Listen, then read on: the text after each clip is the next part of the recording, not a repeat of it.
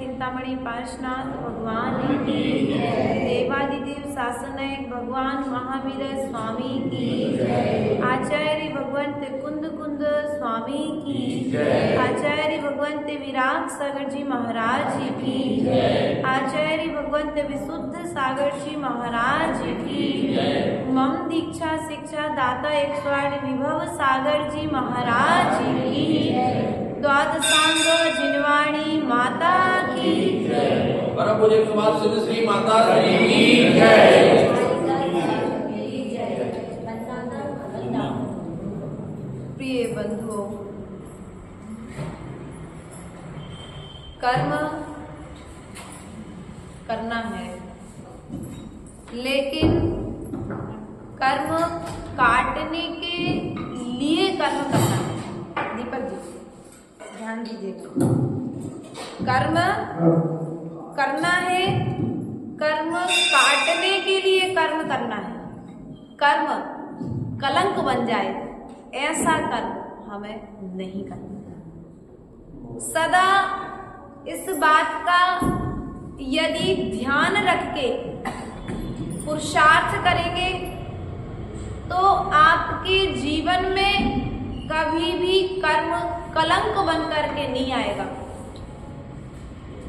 प्रिय बंधुओं, प्रत्येक जीव आज कर्म कर रहा है, लेकिन कई जीव कर्म करके कर्म काट रहे हैं और कई जीव कर्म करके कर्म जोड़ रहे हैं। क्या कर्म करके कर्म काटे भी जा सकते हैं और कर्म करके कर्म जोड़े भी जा सकते हैं। अब हमें ये जो मनुष्य पर्याय मिली है, हम ये मनुष्य पर्याय को कर्म करने में व्यतीत कर रहे हैं कि कर्म काटने में व्यतीत कर रहे हैं।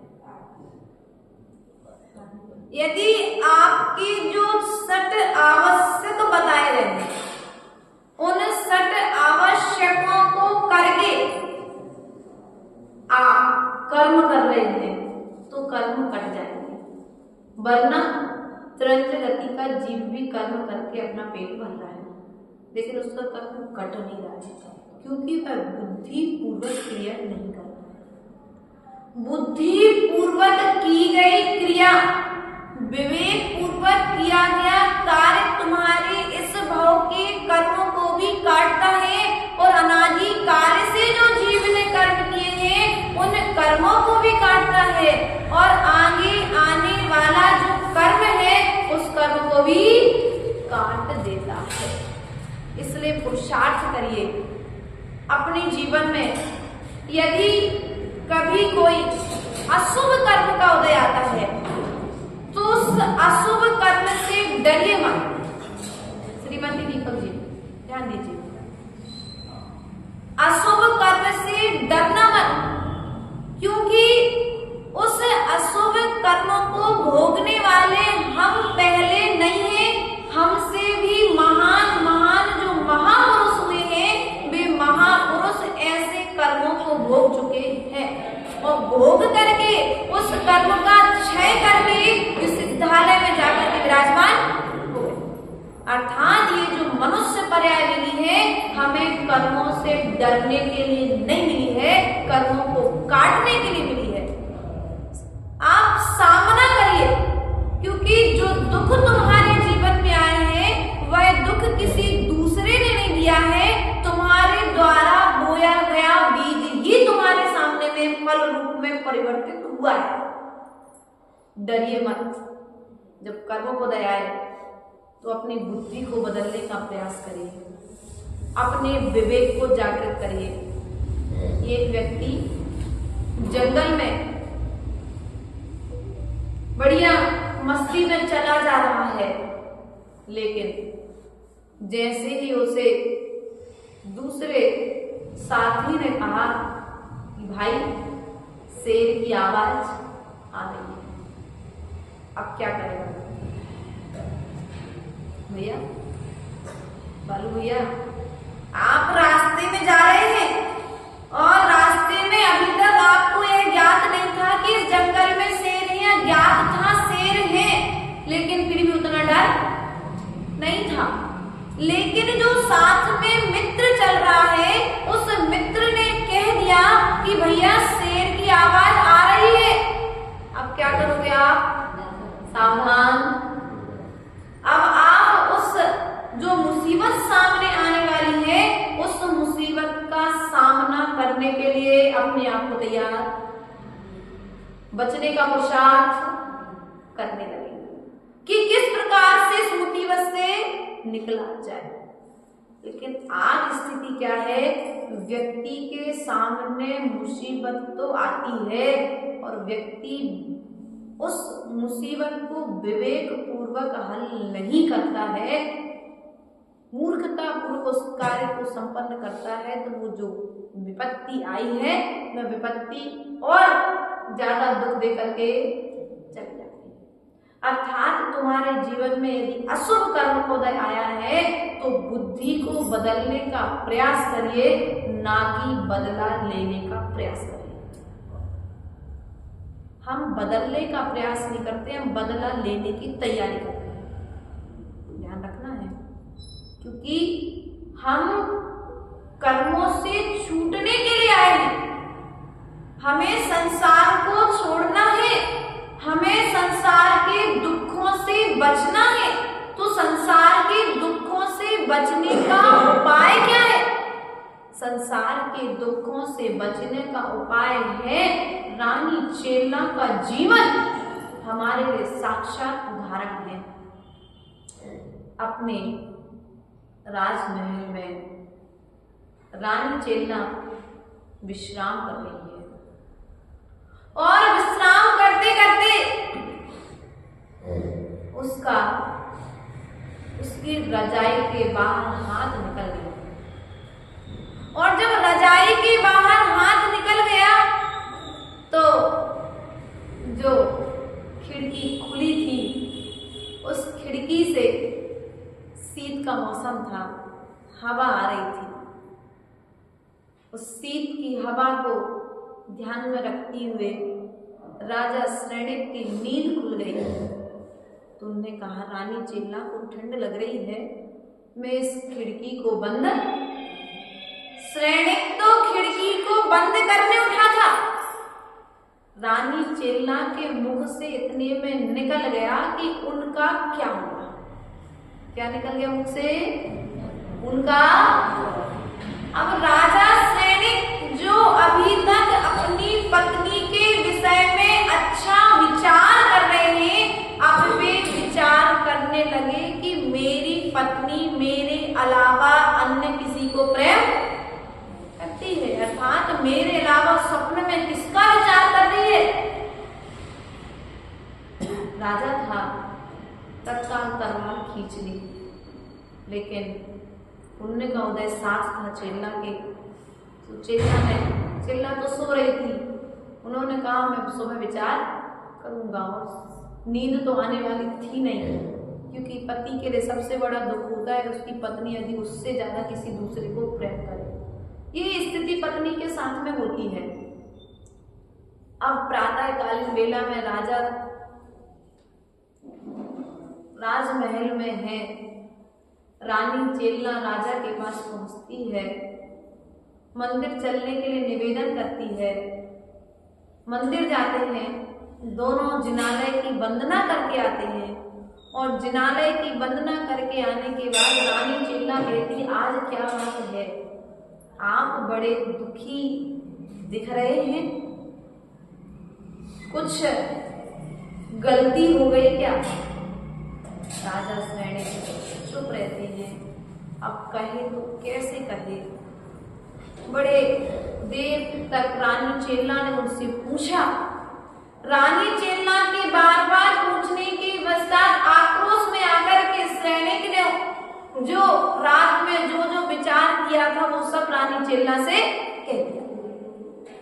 अब दोनों की वार्ता चल ही रही थी कि राजमहल में एक दास आए और बोला, भगवान, पास के ही उद्यान में एक दिगंबर मुनिराज का संग पधारा है। रानी चेला ने कहा कि चलो अपन मुनिराज के दर्शन करने चलते हैं। सैनिक कहता है, दर्शन करने तो चलेंगे, लेकिन पहले मेरे प्रश्न का उत्तर दो। रानी चेला ने कहा, पहले मुनिराज के दर्शन करते हैं, अपन दर्शन करके आने के पश्चात हम आपके प्रश्न का उत्तर। उसने कहा, अगर मैं आसानी से उत्तर दे दूंगी तो इन्हें संतुष्टि, अर्थात उतने समय के लिए उसने वो आक्रोश का समय टाला। कैसे भी करके उसने उस समय को धैर्य पूर्वक समय को टाल दिया। और जैसे ही मुनिराज के चरणों में पहुंचे, दोनों ने मुनिराज के लिए नमस्कार किया। नमस्कार करने के पश्चात में जैसे ही सैनिक ने मुनिराज को देखा, उनकी वंदना की, परिक्रमा की, अर्घ चढ़ाया, नाना तरह से मुनिराज की भक्ति की, फिर उसके बाद में रानी चेल्ला ने कहा, अब मैं अपने प्रश्न का उत्तर दूं। सैनिक ने कहा, मैं तो चाहता ही हूं। और रानी चेल्ला ने कहा कि मैंने अर्धरात्रि में जो ये शब्द बोला था उनका क्या होगा। तो मैं इन दिगंबर मुनिराज का स्मरण कर रही थी कि मैं तो इस राजमहल में हूँ, रजाई के अंदर हूँ, इन महाराज के तन पर एक धागा भी नहीं है। ऐसे नग्न शरीर के साथ में, निर्वृत मुद्रा के साथ में, इस जंगल में ऐसी तेज शीत लहर में भी मुनिराज क्या होगा उनका, मैं ऐसा विचार कर रही थी। इसलिए तत्काल को देख करके कभी कभी कानों का सुना हुआ भी झूठा ध्यान रखना, क्योंकि आज घरों के टूटने का कारण और समाज और परिवार के टूटने का कारण है। सास कहती है मैंने तो अपने कानों से सुना है, बहू कहती मैंने तो अपनी आंखों से देखा है। कभी कानों का सुना और आंखों का देखा भी झूठा। हमारे समझने में गलतफहमी हो सकती है, इसलिए समय लीजिए। अगर परिवार को संभालना है तो तत्काल निर्णय मत लीजिए, थोड़ा सा धैर्य रखिए।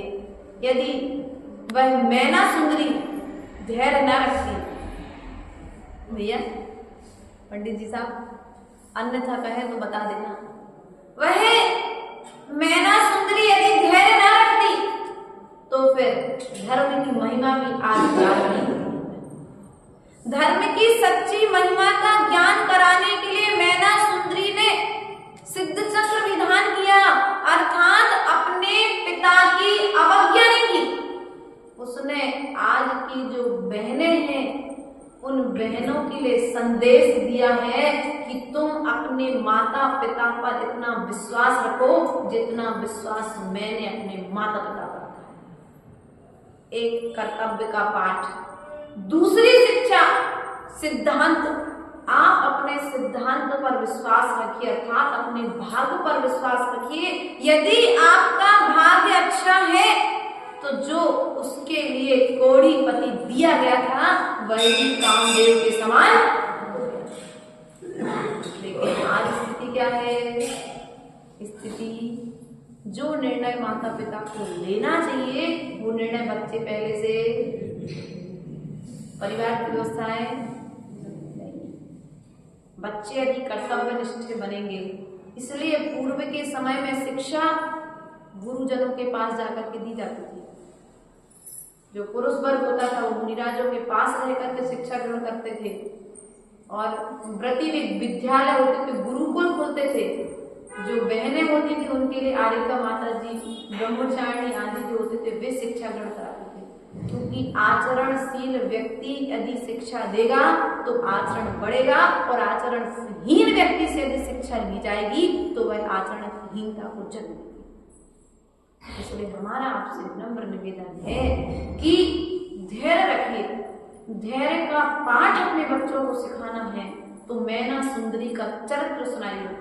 धर्म पर यदि विश्वास बढ़ाना है तो मैना सुंदरी का चरित्र पढ़ाइए। उनके भाग्य पर उनको विश्वास दिलाना है कि कहाँ तो मैना सुंदरी का विवाह कोढ़ी के साथ में कर दिया गया। पूरा नगर पिता के विरोध में था कि कुहूपाल की बुद्धि कैसी भ्रष्ट हो गई कि अपनी राजकुमारी का विवाह एक कोढ़ी के साथ कर रहे हैं। लेकिन मैना सुंदरी ने विवाह के पश्चात अपने पिता से कहा कि हे पूज्य पिताजी, आपने मेरे ऊपर उपकार किया है, कम से कम आपने अपनी पसंद का वर तो मुझे दे दिया। क्या मुझे इस बात की खुशी है।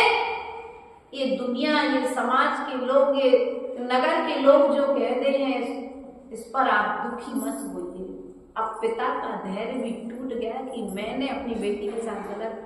एक बार व्यक्ति की गलती करने के बाद पछताने का मौका दो, तत्काल सुधारने का पुरुषार्थ। कुछ चीजें समय के साथ सुधरती हैं। तुम सोचो कि आप अपने अनुसार करना चाहो तो वो नहीं होगी, क्योंकि कभी कभी समय सिखाता है जो चीज हम नहीं सिखा पाते। वो चीजें समय सिखाता है इसलिए एक हद तक पुरुषार्थ करो और जब लगे कि अब तुम्हारे पुरुषार्थ करने से कोई फायदा नहीं है तो उसे समय पर छोड़ दो, समय उन्हें सिखाएगा। और मैना सुंदरी ने पिता को प्रणाम किया और पिता ने उसे अपने नगर से विदा कर दिया। ऐसे विदा नहीं किया था कि कोड़ी के साथ विवाह कर दिया तो कुछ नहीं दिया था। उसे हजारों की संख्या में दासियां दी थी, बहुत सारा धन दिया था, राजा की पुत्री थी। इन्होंने एक दूसरा नगर दिया था जहां पर राजा श्रीपाल राज्य कर सके। जो अभी रानी चेतला का मैना सुंदरी का जो पति बना है, वहां पर मैना सुंदरी ने मुनिराज के दर्शन किए और दर्शन करने के पश्चात में उसने मुनिराज से अपना पूर्व भाव पूछा। हे भगवान, ऐसा कौन सा कर्म का उदय है कि मुझे कोढ़ी पति मिला और मेरे पति के लिए यह कुष्ठ रोग किस कारण से हुआ? सो मुनिराज ने सारा वृतांत सुना दिया। और जब सारा वृतांत मुनिराज ने सुना दिया तो मैना सुंदरी ने कहा, भगवान, अब वृतांत जो गलती कर चुके सो उसका फल तो हम भोग रहे, लेकिन अब हम उसके सुधार के लिए क्या करें? ध्यान दीजिए, भूत को याद करके वर्तमान को नहीं बिगाड़ना है। जो गलती हो चुकी है उस गिठान को खोलने का पुरुषार्थ करिए। जो व्यक्ति एक बार गलती कर चुका है उसे सदा वैसा ही मत मानिए, क्योंकि गलती करने वाला व्यक्ति भी सुधर सकता है। अंजन चोर ने जीवन भर चोरी की, लेकिन वह चोरी का त्याग करने के पश्चात में निरंजन हो गया, अर्थात मोक्ष को प्राप्त कर लिया। इसलिए पुरुषार्थ करिए, सदा एक दृष्टि नहीं रखना है, अपनी दृष्टि को बदलना है। वह मैना सुंदरी मुनिराज का उपदेश पाकर क्या करती है? सिद्ध चक्र महामंडल। उस मैना सुंदरी ने धर्म का महत्व बताया कि देखो, हमने एक बार विधान किया, ज्यादा विधान नहीं कह रहे मैना सुंदरी ने, एक बार विधान किया, भक्ति पूर्वक किया, अपनी शक्ति पूर्वक किया। सो एक बार विधान करने का फल यह हुआ कि पति के साथ साथ 700 कुष्ठ रोगी जो सेनापति थे, गंधोदक के प्रभाव से उनका भी रोग संबंध, अर्थात जो असाता का उदय आया था वह असाता भी कट गई, वह असाता भी चली गई। तो प्रिय बंधु, धैर्य रखिए।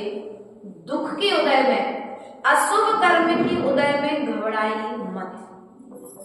जो लोग आज तुम्हारे विपरीत हैं वे लोग कल तुम्हारे समीप में होंगे। बस समय दीजिए, आकुलता मत करिए। जो तुम्हारे आज विरोध में बोल रहे हैं कल वे तुम्हारे पक्ष में बोलेंगे। समय आने दीजिए। यदि हम तत्काल निर्णय लेने का पुरुषार्थ करेंगे तो बात जीती बाजी हम हार जाएंगे। इसलिए हमें जीतना है, स्वयं को जीतना है, पर को नहीं जीतना है, स्वयं को जिताना है। तो धैर्य रखिए, क्योंकि धैर्य हमारे लिए हर विपरीत परिस्थिति में जीवित रहने की प्रेरणा देता है। और आज इंसान सबसे पहले धैर्य छोड़ता है, और जब धैर्य छोड़ता है तो मैना सुंदरी यदि चाहेती तो विवाह को मना कर सकती थी। मैना सुंदरी चाहेती तो श्रीपाल को छोड़ करके अन्य के साथ विवाह कर सकती थी। मैना सुंदरी चाहेती तो कोई नदिया तालाब में जाकर के मर जाती, लेकिन उसने ऐसा गलत काम, उसने कहा मैं तो वीर की संतान हूँ। महावीर भगवान ने ऐसा उपदेश नहीं दिया है। उसने स्वप्न में भी ऐसा नहीं सोचा कि मुझे ऐसा पति क्यों मिला। उसने तो ये सोचा मेरे भाग्य में जो था सो वो मुझे मिला, अब मुझे बदलना है, आज स्थिति क्या होगी साहब जी? एक पति अच्छा नहीं लगा तो दूसरे की ओर, पापा ये पति अच्छा नहीं है डिवोर्स करा दो। हाँ, मम्मी पापा तत्काल पहुंच भी जाते हैं, तत्काल नहीं। अपनी बच्ची को इतना संस्कारित करिए कि कभी डिवोर्स की जरूरत नहीं आए। अब एक माता कल कह रही, अभी मनीष आए नहीं आए, मनीष के परिवार से छोटी बात आशीष की श्रीमती आई, बोली माता जी कि लव मैरिज वाली परंपरा तो श्रेणिक के समय से चली आ रही है। जेलना के लिए अभय कुमार भगा करके लेकर के गया था, ध्यान रखना है। तो चेलना भले ही उस घर में गई थी, अभय कुमार देखने के लिए गई थी, वो शादी करने के लिए नहीं गई थी। वो देखने के लिए गई थी कि इतना धर्मात्मा कौन है, उस धर्मात्मा को देखने के लिए गई थी। अब अभय कुमार ने उसके साथ छल किया है उसे मालूम नहीं था, लेकिन फिर भी छल पूर्वक पहुंच तो गई उस घर में, लेकिन अपना धर्म नहीं छोड़ा उसने। कितना विपरीत स्थिति थी राजा श्रेणिक और रानी चेल्ला के बीच में। वही राजा श्रेणिक जो रानी चेल्ला से कह रहा है कि तुम मुनिराज को पढ़ा के ले आओ, मैं आज मुनिराज को आहार देना चाहता हूं। रानी चेल्ला समझदार थी, यदि श्रेणिक ऐसा कह रहा है मतलब कहीं ना कहीं कुछ, क्योंकि इतना श्रद्धा नहीं, चौका तो लगाऊंगी। चौका लगाया, युक्तिवान थी, ज्ञानवान और नीतिवान थी। उसने पड़गाहन जब किया तो 3 गुप्ती के धारी मुनिराज आएंगे। क्या बोला उसने पड़गाहन में? 3 गुप्ती के धारी मुनिराज आइए। अब मुनिराज निकलते गए, मुनिराज आए नहीं। एक मुनिराज आए तो वे चौके से वापस। अब मुनिराज नहीं आए उतना दुख नहीं होता, लेकिन कोई साधु चौके में आकर के लौट जाए तब और ज्यादा दुख होता है। रानी चेल्ला मुनिराज के पास में पहुंची और मुनिराज से पूछा कि हे भगवान, आज आप हमारे चौके से क्यों लौटे? ऐसा कौन सा कारण बना? मुनिराज ने बता दिया, जिस चौके में आहार होना है उस चौके में भूमि में के नीचे हड्डियां अवधि ज्ञान के धारी मुनिराज थे। प्रिय बंधुओं, विचार करना है हमारे लिए कि राजा श्रेणिक परीक्षा प्रधानी, उसने कहीं कहीं दूर तक मुनिराज की परीक्षा, लेकिन सदा धर्म की विजय हुई है और सदा धर्म की विजय होगी, इस बात पर विश्वास रखना है। सत्य कभी हारता नहीं है और असत्य कभी जीतता नहीं है। कभी यदि तुम्हें लगे कि असत्य की जीत हो रही है तो समझ लेना ये तुम्हारा कोई तीव्र, कोई इस जन्म का नहीं, किसी जन्म का पाप कर्म का उदय चल रहा है, इसलिए तुम सत्य होने के बाद भी तुम गलत ठहराए जा रहे हो। प्रिय बंधुओं, जीवन में विपरीत परिस्थितियां आए, उन विपरीत परिस्थितियों में तुम व्यवस्थित हो जाना। सीता के जीवन में एक दिन आया, वो दिन ऐसा आया कि वही राम जिन्हें सीता पर इतना विश्वास था, और वही राम जब एक धोबी के, एक सामान्य श्रावक कहें, एक व्यक्ति की विशेष की शब्दों को सुनकर के उन्होंने सीता के लिए तीर्थ यात्रा के बहाने जंगल में, लेकिन राम ने तो छुड़वाया, सीता ने धैर्य को नहीं छोड़ा। सीता ने धैर्य को, हम सबसे पहले ऐसे कैसे छुड़वा दें? हमारे संग ऐसे कैसे हो जाए वो? हम तो बदला नहीं, हमें स्वयं को बदलना है, दूसरों को बदलने का प्रयास नहीं करना। आज लड़ाई की जड़ घर घर में एक ही है, व्यक्ति स्वयं को नहीं बदल रहा है पर को बदलने के पुरुषार्थ में लगा हुआ।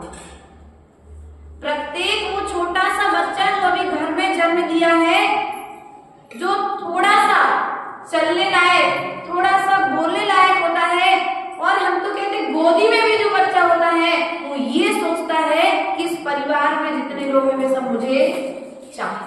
वो छोटा सा 6 महीने का बच्चा भी टकटकी लगा करके देखते हैं दादाजी आ गए हैं तो छोटी दीदी बड़ी दीदी को नहीं ले रहे हैं, हमें गोदी खोलते। प्यार की उम्मीद, प्रेम की उम्मीद तुमसे। और छोटा सा बच्चा भी ऐसा विचार करता है कि मेरे घर में मेरी चले, बड़ों की तो चलना है लेकिन मैंने जो बात की उस बात को ध्यान रखना है। आज जब तुम्हारा समय आएगा पीयूष भैया तो तुम्हारे घर में सब तुम्हारी मानेंगे, और यदि तुम्हारा आचरण श्रेष्ठ नहीं रहेगा तो तुम्हारे साथ में रहने वाली तुम्हारी पत्नी भी तुम्हारी बात नहीं मानेगी। बेटी तुम्हारे अच्छा ध्यान रखना है, डरना नहीं है, घबराना नहीं है। सीता के जीव के लिए अर्थात सीता के लिए जंगल में छुड़वा दिया गया, तब भी सीता ने क्या कहा पता है? सीता ने जब जंगल में छोड़कर के आ रहा था सेनापति, तो सीता ने उस सेनापति से एक ही बात कही कि जाओ तुम अपने राजा राम से कह देना कि निंदा के कारण तुमने मुझे निकाला है, सम्यक दर्शन छोड़ न देना जो रखवाला है। हाय सीता रोए, हाय सीता रोए, पिछले किसी जन्म में मैंने निंदा की होगी, विरह कराया भोगाया निंदा की होगी, पर निंदा के कारण तुमने मुझे निकाला है, सम्यक दर्शन छोड़ न देना जो रखवाला है।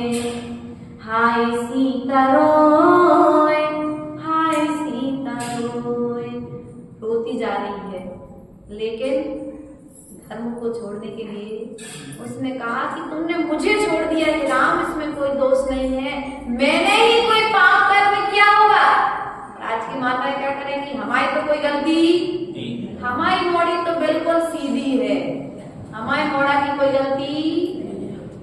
अगर बच्चे की गलती नहीं होती तो घर आज छोटी उम्र में जो तुम लोग 50-50 साल तक अपने परिवारों को एक साथ लेके चल गए, आज बच्चे 1 साल 2 साल 3 साल अधिक से अधिक 5 साल के बाद तलाक की नौबत। क्यों? क्योंकि व्यक्ति अपनी गलती स्वीकार करना नहीं चाहता। अगर अपन को अपनी आंखों से अपनी गलती दिखने लग जाए तो परिवार कभी टूटेंगे नहीं। और व्यक्ति अपनी गलती देखता नहीं है, अपने स्वयं के किए हुए कर्मों को देखता नहीं है और पर को देश दे करके धर्म छोड़ देता है। ध्यान रखना है, उस सीता ने उस अवस्था में भी राम को विश्वास था कि सीता के गर्भ में जो 2 बालक हैं वे बालक तो मेरे ही हैं, किसी दूसरे के। आज परिवार के टूटने का कारण है विश्वास की कमी। एक छत के नीचे रहते हैं, एक किचन में एक साथ भोजन बनता है, भोजन एक साथ बनता है, लेकिन विश्वास नहीं बन पा रहा है। तो भैया सही कह रहे ना राजेश जी? सही है ना? अगर गलत है तो बता देना कि आप परिवार के बीच में हो, आप भुगतभोगी हो। हमें तो ज्यादा समाज का परिवार का आइडिया नहीं है, लेकिन हमने जहां तक दूर दूर तक अध्ययन किया है ये चीजें सामने में आई है कि परिवार में आपस में विश्वास की कमी। इसलिए पिता सुबह से लेकर के शाम तक कर्म कर रहा है, उसे दूसरे दिन उसका पॉजिटिव रिजल्ट नहीं मिल रहा है, क्योंकि हम कर्म करने वाले के प्रति पॉजिटिव सोच नहीं पा रहे। इसलिए प्रयास करिए अपनी सोच को बदलने का पुरुषार्थ। हमें पर के विषय में बुरा नहीं सोचना है। दीपक भैया ध्यान रखना, जो तुम्हारे पास आकर के तुम्हारी पत्नी की बुराई कर रहे हैं, अल्पना भाभी की, वो तुम्हारा सगा नहीं हो सकता भैया। जो तुम्हारे पास आकर के तुम्हारे परिवार की, तुम्हारे समाज की बुराई कर रहे हैं, वो तुम्हारा सगा नहीं हो सकता है। हमें सुलह तो कराना है, सुलगाना नहीं है। और आज व्यक्ति क्या है, यदि किसी ने दो बातें कही, अरे दीपक भैया अध्यक्ष तो बन गए लेकिन ऐसे हैं, अब वो एक बात हमारे पास चल रही थी, उदाहरण समझे ना, यहाँ के लोग तो करते नहीं बुराई, लेकिन अब इतनी बात हो गई तो दूसरे ने एक बात और निकाली, क्योंकि बुराई निकालने जाओ तो फिर प्याज के छिलके के भीतर, जैसे प्याज का छिलका निकलता, उसमें भीतर में कोई सार, केले के छिलके पत्ते के भीतर पत्ता, पत्ते के भीतर पत्ता, कोई सार निकलने वाला। उसी प्रकार से जब तुम बुराई देखने जाओगे तो बुराई के भीतर में बुराई ही मिलने वाली है, और जो बुराई कर रहा है और जो बुराई सुन रहा है, निश्चित मानना बुराई सुनने वाला और बुराई करने वाला अपना बुरा कर रहा है, जिसकी बुराई कर रहा है वो तो एक दिन जाकर के भगवान बन जाएगा।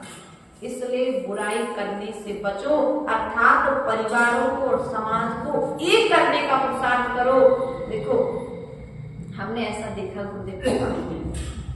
यदि हम पहुंचे कभी, महाराज वो दीदी ऐसा कर रही, महाराज ने सुन ली बात।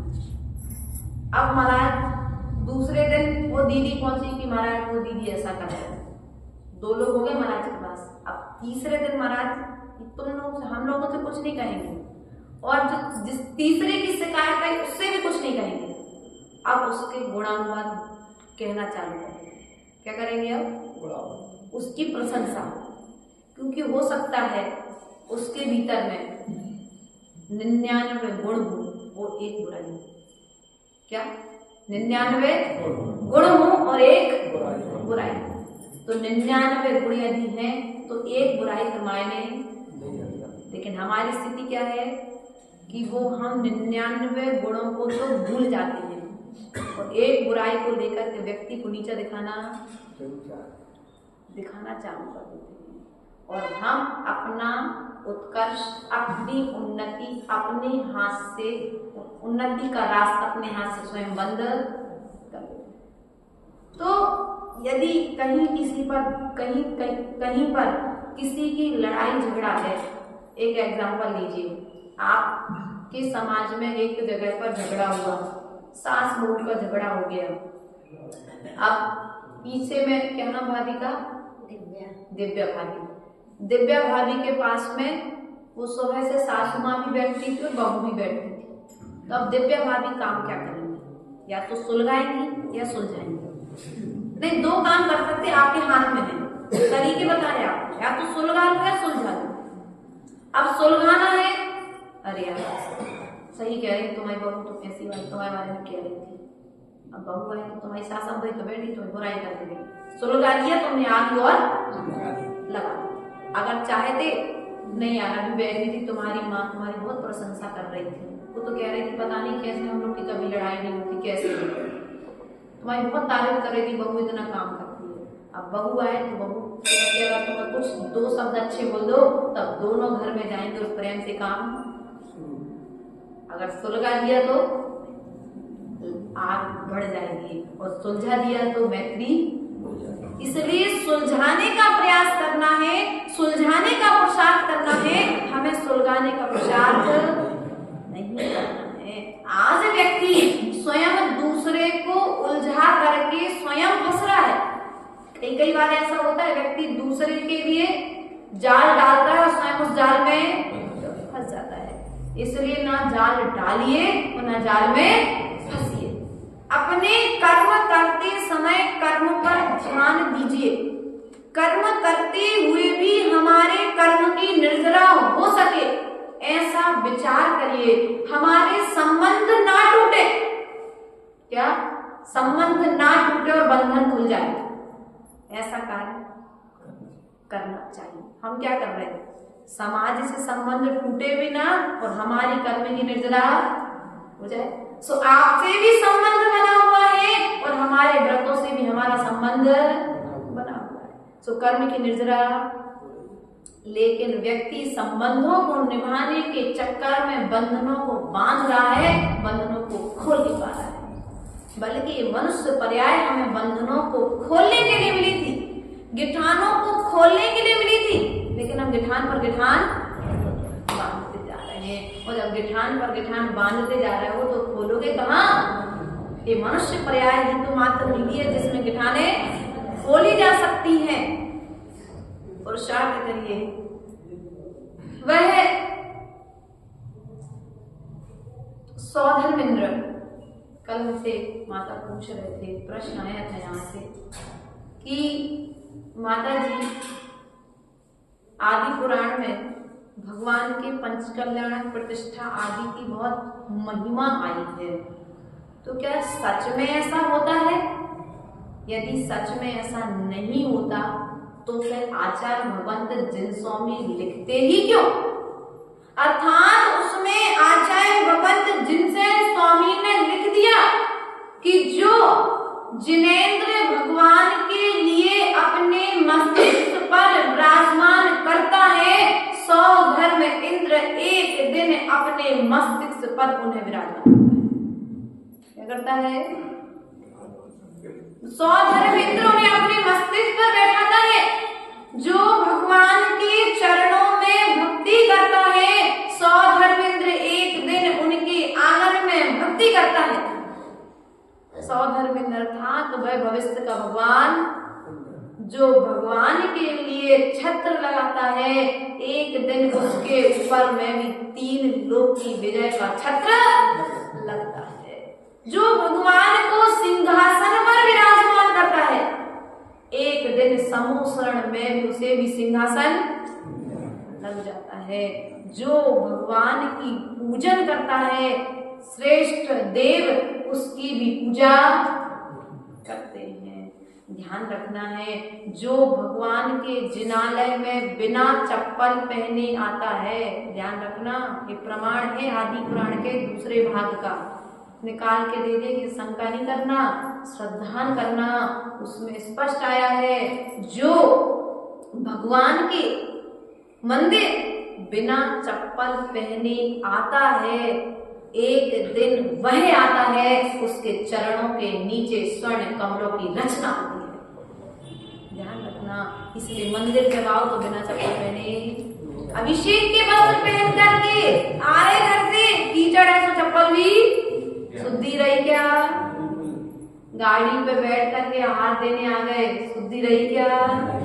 बताओ। अब हम कर्म करते हुए भी कर्मों का बंध, हमने तो कर्म बहुत अच्छा किया, चौका लगाया था, माता जी को आहार दिया, लेकिन कर्म कटे नहीं, कर्म बंध गए। क्यों बंध गए कर्म? क्योंकि ये छोटी छोटी अशुद्धियां हमने भीतर में करके रखी है। इसलिए ध्यान रखना है, यदि हमें कर्म काटना है तो हमें पुण्य के कार्यों से जुड़ना पड़ेगा। जब तक हम पुण्य के कार्यों से नहीं जुड़ेंगे तब तक हमारे कर्म कटेंगे क्या? बोलो तो नहीं। कर्म काटने आए कि बांधने? नहीं बताओ। काटने। कैसे काटोगे? चाकू से, हंसिया से, कैसे काटोगे? कि तलवार से? नहीं, चाकू की जरूरत नहीं है, हंसिया की जरूरत नहीं है, कोई तलवार की जरूरत नहीं है। कर्मों को काटने के लिए तो हमारे जिनेंद्र भगवान के द्वारा कहे हुए सूत्र ही पर्याप्त है, कोई शस्त्र की जरूरत नहीं है। हमारे शास्त्र ही पर्याप्त है कर्मों को काटने के लिए। इसलिए शास्त्रों का अवलंबन लीजिए, धर्म से जुड़ने का प्रयास और पुरुषार्थ कीजिए। हमारे बीच में हमारा छोटा सा गांव, जैसा कि हमने पूर्व में भी आपके बीच में उस छोटे से गांव की प्रशंसा की थी। गांव छोटा है लेकिन दिल बहुत बड़ा है, लोग कम है लेकिन भावनाएं बहुत बड़ी है। ऐसा छोटा सा गांव और बड़ी सी भावना, छोटा सा मंदिर और बड़े से भगवान वहां विराजमान होने वाले हैं। पंचकल्याणक प्रतिष्ठा महोत्सव हमारे पंडित जी आपके बीच में भी अपनी बात प्रस्तुत करेंगे। और तो और बताया हमने कि लगभग वहां पर 35 पिच्छी की संभावना तो है ही, साथ में आज पंडित जी ने एक समाचार और दिया, लगभग 51 पिच्छियां वहां पर हो सकती हैं।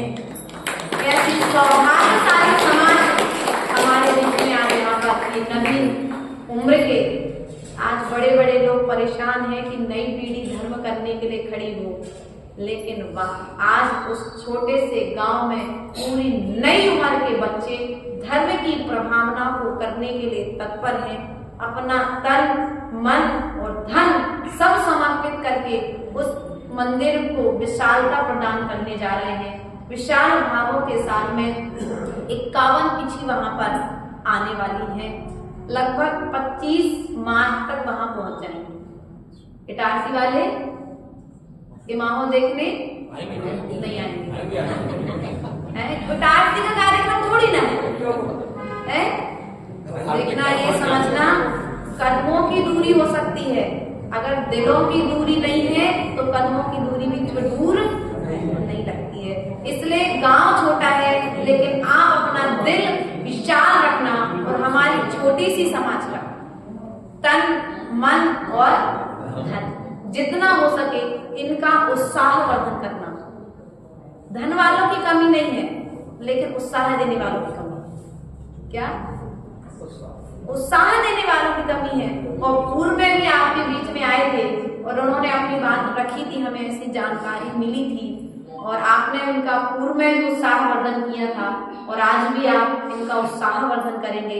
ऐसे मतलब सभी जो बच्चे यहाँ पर पधारे हैं भैया लोग, हमारे पंडित जी भी आचार्य भगवंत विशुद्ध सागर जी महाराज का पत्र लेकर के हमारे बीच में पधारे, आचार्य गुरुदेव का भी पत्र लेकर के यहाँ पर पधारे हैं, तो उनके लिए भी हमारा बहुत बहुत आशीर्वाद है, धन्यवाद है कि पंडित जी सदा आप इसी तरह से बैतूल जिला में एक चिचोली से हमारे पंडित जी हैं, लेकिन पंडित जी का वर्चस्व इतना है कि बैतूल जिला में अगर पंडित जी हैं तो लोग सोचते हमारा काम हो जाएगा, ये नहीं सोचते नहीं अब पंडित जी खड़े हुए तो आधा काम हो गया है। ऐसी पॉजिटिव ऊर्जा देने वाले अपनी समाज का जहां भी जब भी जिसको भी जहां भी जिस तरह का सहयोग लगता है पंडित जी अपने समय को देखते हुए सभी समाज को अपने क्षेत्रीय लोगों को सहयोग प्रदान करते रहते हैं। और जब जरूरत पड़ी तो बॉम्बे तक साथ में गए, फिर नागनी साथ में गए, फिर कल पूरे बैतूल जिला की मीटिंग ली आठनेर में, और आठनेर में मीटिंग लेने के बाद में फिर आज यहाँ पर सब समाज के बच्चों के साथ में यहाँ पर पधारे हुए हैं। सबके लिए बहुत बहुत हमारा आशीर्वाद है। इटारसी को अलग मत समझना, जब हमें 15 दिन इन्होंने बहुत अच्छे से रखा है तो तुम्हारा भी उत्साह वर्धन करेंगे। बिल्कुल समझ लो कि जैसा भैंस देही है ऐसा ही इटारसी है, मतलब जैसा हमको 15 दिन में भैंस देही में प्यार मिला था ऐसा ही प्यार हमारी माताओं ने, हमारे बड़ों ने, सभी ने हमको बहुत वात्सल्य और प्रेम के साथ में यहाँ पर रखा है। तो सभी के लिए हमारा बहुत बहुत आशीर्वाद है। हमारे पंडित जी आगे की भूमिका क्या कार्यक्रम है, किस प्रकार से क्या है, पंडित जी इस बात करेंगे आप। मैं इसके पहले महजे से जो हमारी यंग लॉबी आई है वो आए और आशीर्वाद प्राप्त करें। टेबल बैठ कर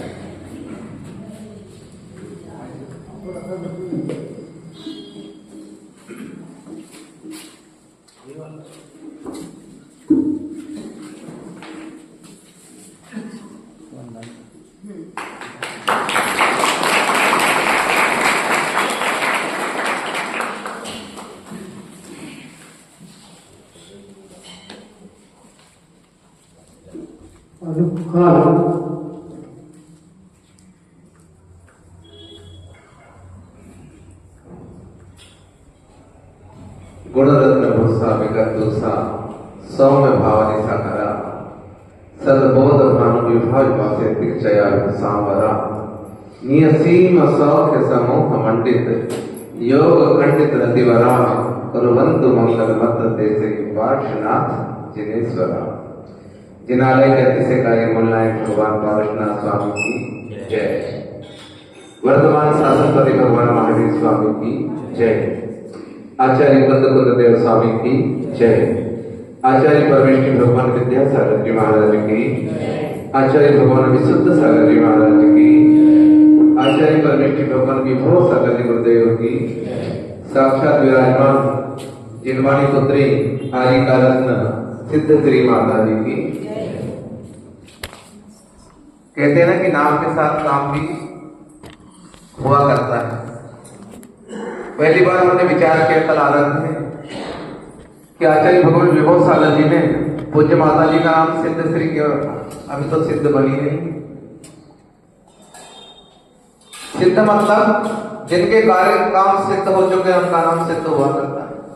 जिन्हें कुछ करना शेष नहीं वो अष्टम अवनी में विराजमान है। परंतु जो भी स्त्री पर्याय में है, छोटे से पद पर है, परंतु सिद्ध श्री नाम क्यों रखा है? तो नीति शास्त्रों में कहा गया है कि मां, महात्मा और परमात्मा तीन व्यवस्था हुआ करती। मां बचपन को संभाल दिया करती, महात्मा जवानी को संभालने में कारण बनते हैं। मां बचपन को, महात्मा जवानी को और परमात्मा बुढ़ापे को सही कर दिया करते हैं। जब तीनों व्यवस्थाएं यदि एक ही जगह हमको मिल जाए तो अच्छा नहीं लग रहा आपको?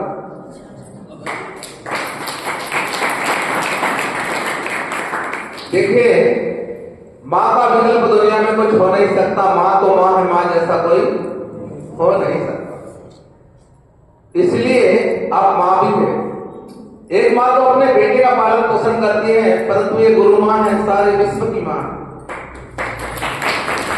छोटी सी उम्र में सारे विश्व की मां बनने का सौभाग्य परम पूज्य गुरुदेव ने दिया। इसलिए मां भी आप है और साथ में महाव्रतों का पालन कर रही उपचार से, इसलिए महात्मा भी आप है। एक ही में तीनों संज्ञा करेंगे हम। मां भी आप है, महात्मा भी आप है। और ये मात्र आर्य का बनने के लिए आर्य का नहीं बनी, भगवान बनने के लिए आर्य का बनी है। इसलिए परमात्मा की व्यवस्था भी आप है। इसलिए कल चिंतन में आया कि आचार्य विभव सागर जी को सार्थक नाम दिया। छोटी सी उम्र में कई लोग सोच रहे हैं कि हमारे बेटों विवाह में नहीं, सब ये बेटियां पीछे कमंडली, हमारे बेटे का क्या होगा? बहुत सारे लोगों का ऐसा विचार होता है। परंतु आज सारे विश्व को दर्शन देने वाली, सन्मान देने वाली पूज्य मां है। पहली बार जब हमने इनके दर्शन किए, ज्यादा समय नहीं लूंगा आपको, पर बता रहा हूं कि आपके नगर में बिना पुण्य के घर में कौवा भी नहीं आता। ये दुनिया की सबसे बड़ी विभूति, जहां जहां चरण पड़े संतन के तहां तहां तीर्थ हो। ये हमारा पुण्य है। हमारे पुण्य के बिना तीर्थंकर भी नगर में नहीं आते। तो ये पहाड़ी तीर्थंकर बनने वाली पूज्य माता जी हमारे नगर में कैसे आती? तो आज हमारा सौभाग्य है कि पूज्य माता जी के चरण हमारे यहाँ पर पड़े। हमारा छोटा सा नगर है चिचोली गांव, जब बुद्ध माता जी का वहां आगमन हुआ, हम लोग तो महाराज जी से जुड़े रहते। महाराज जी के पास चलकर बेटियों का क्या होगा? जब हमारे नगर की बेटियों को मां ने संस्कार दिए, उसके बाद में छोटे नगर में कुछ नहीं था, सब कुछ बेटियां आज भी आतुर है कि पूज्य माता जी हमारे यहाँ पर होना। उसके बाद में जिस बहते नगर में पंचकल्याणापुरम छोटा मोटा गांव नहीं है, 1400 साल प्राचीन वहां पर भगवान अतिशयकारी पार्श्वनाथ भगवान की प्रतिमा विराजमान थी। समाज में अज्ञानता के कारण उस पार्श्वनाथ भगवान जो मूल नायक थे उस समय के, उन्हें सेकंड स्टेप पे रख दिया और उनसे बड़ी प्रतिमा ऊपर वाली मूल घटनी पे रख दी, जहां पर मूल नायक भगवान का स्थान होता। सारी समाज का स्थान। इसलिए प्रतिष्ठा पाठ में लिखा है कि मूल नायक भगवान कभी बदले नहीं जाते। अपने पिता को कोई बदलता है क्या? बदलता है। परंतु हमारे से ये गलती हो गई थी। बाद में बड़े बड़े आचार्य वहां पर आए, योग सागर जी महाराज, उन्होंने बताया कि मूल नायक भगवान को अपने स्थान पे करो, सारा काम तुम्हारा सिद्ध होगा। और उपरांत अस्थायी वेदी पे भी भगवान विराजमान किए हैं। पुराने मूल नायक को डबल कमल के ऊपर जैसे विराजित किया है, सारी समाज की व्यवस्था सुधरने लगी अपने आप। और ये सारा काम करने वाले कोई बहुत बड़े महात्मा नहीं, बड़े से बड़े महात्मा अर्थात पूज्य श्री सिद्ध श्री माता जी की प्रेरणा से सारा काम सफल हो रहा है। और माता जी का एक विचार था कि भगवान अपने स्थान पर सारे समाज की स्थिति सुधरे, क्योंकि कोई नेता यदि कोई बात बोलता है तो वोट का लाभ हो सकता है, लालच हो सकता है, हमारे जैसा कोई विद्वान बोले तो लिफाफे का मोह हो सकता है, परंतु संत को किस बात का मोह? करोड़ों की संपदा को लात मार करके जो मुक्ति के पद पे निकली है अकेली नारी सब पर भारी। बराबर है, एक पुरुष की संपदा घर में अकेला नहीं, माता पिता को छोड़ा, सारे परिवार को छोड़ा और डेरी के साथ में सारे समाज के सामने धर्म की पताका लहराने वाली ऐसी पूज्य नारियां जो आज पूज्य पद के ऊपर विराजमान है, उनने सारे समाज को प्रेरणा दी। उस नगर में कोई भी व्यवस्था नहीं थी, सब बना बांट करने वाले लोग हैं, अरविंद जी अच्छे से जानते हैं। तो वहां पर विगत मात्र 10 महीने के अंदर नया मंदिर बनकर के पंच कल्याण प्रतिष्ठा अपने आप में आश्चर्य। एक नहीं 3 मंजिल का मंदिर बन करके तैयार है, मात्र बेटियां लगना शेष है। और वहां पर मात्र एक बेटी थी, वहां पर अब 13 बेटियां निर्मित होने वाली हैं, अनेकों बेटी के होने वाले कारण है।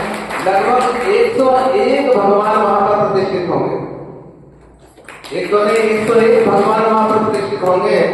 और परसों के दिन ही हम आचार्य विभव सागर जी महाराज के पास में थे मुंबई में, उनका आशीर्वाद लेकर सिद्धि घोषणा करने के लिए उन्होंने कहा कि पट्टाचार्य विशुद्ध सागर जी के पास जाओ, वहां पर पहुंचे। दोनों जगह का पत्र लेके हम सीधा आज कल मीटिंग हुई, माता जी जैसे बताया 8 में पूरे जिले के लोग वहां पर उपस्थित थे। और आने वाली 16 तारीख को पूज्य माता जी का दीक्षा दिवस पूरे बैतूल जिला स्तरीय रूप में उसी भैरव नगर में जहां पर पंच कल्याण होने वाला वहां पर मनाया जाएगा। तो इस सारा कार्यक्रम लेकर के नियोजित हम पूज्य माता जी के पास सुबह ही पहुंचे, पत्र दिया, माता जी ने आशीर्वाद दिया। आशीर्वाद देने के बाद में माता जी को सुनने का सौभाग्य मिला।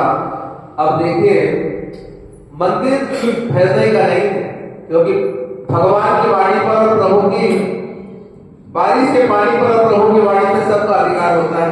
भैरव का मंदिर नहीं है, भैरव की समाज का मंदिर नहीं, वो भगवान का मंदिर, और भगवान सबके।